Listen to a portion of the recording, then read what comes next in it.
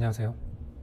성육신에 대해서, 예수님의 성육신이 우리에게 어떤 의미가 있는가, 그 얘기를 좀 해보려고 합니다. 이제 조금 있으면 성탄절이잖아요. 성탄절 행사, 그게 이제 교회를 대표하는 어떤 겨울 행사로 굉장히 우리에게는 보편적으로 다가와 있지만, 항상 어떤 본질을 고민하시는 분들, 과연 이 행사가 물론 좋은 일인데 이게 진짜 우리에게 필요한 건가? 그냥 예수님이 오셨다, 기쁘다, 그 기쁨을 누리자, 그렇게 소비되는 성탄절 행사가 괜찮은가?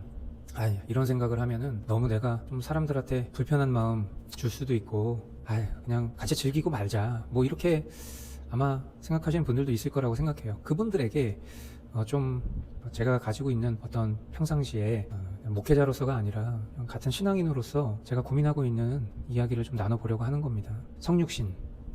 일단 성육신은 예수님이 인간의 몸을 입고 이 땅에 오셨다 라는 거잖아요. 예수님은 하나님이시고 하나님이, 말씀이 육신이 되셨다.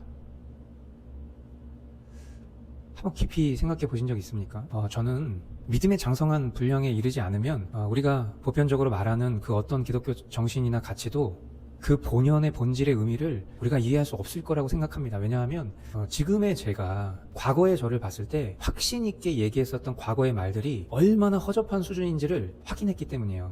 그러니까 어쩌면 지금 이 순간 제가 블라블라 말하고 있는 지금 이런 말들도 나중에 흑역사가 될 수도 있겠죠. 또 어떤 누군가의 시선에 봤을 때, 야, 목사라고 하는 사람이 참 저 정도밖에 모르나? 이렇게 얘기하시는 분이 있을 수도 있겠다, 그런 생각합니다.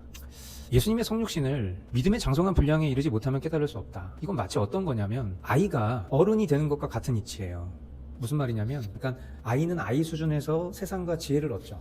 어른은 당연히 아이보다 더 큰 세상을 살고 있기 때문에 그 속에서 다양한 경험을 통해 지혜를 얻는 것과 같은 거죠. 그러니까 예수님의 성육신은 그런 측면과 비슷한 것입니다. 물론 예수님은 완전한 하나님, 완전한 사람이시기 때문에 어떤 우리가 지혜를 얻는 것과는 다른 것이죠. 왜냐하면 예수님은 지혜의 본체이시고 어떤 경험을 통해서 학습하시는 분도 아니기 때문입니다. 하지만 예수님이 성육신하신 것, 예수님이 인간의 몸을 입고 이 땅에 오신 것은 예수님 자신에게 유익이 돼서가 아니라, 그리고 그것이 목적이 아니라 결국 성육신하신 예수님의 체휼이 예수님을 믿는 저와 여러분들에게 유익이 되기 때문이에요. 그러니까 어른이 아이에게 나도 너 때 그랬어 라고 어떤 위로와 권면을 해줄 수 있는 것처럼 예수님의 성육신은 결국 죄인된 우리를 헤아리시는 그런 지혜로운 사랑, 그 자체인 것이다.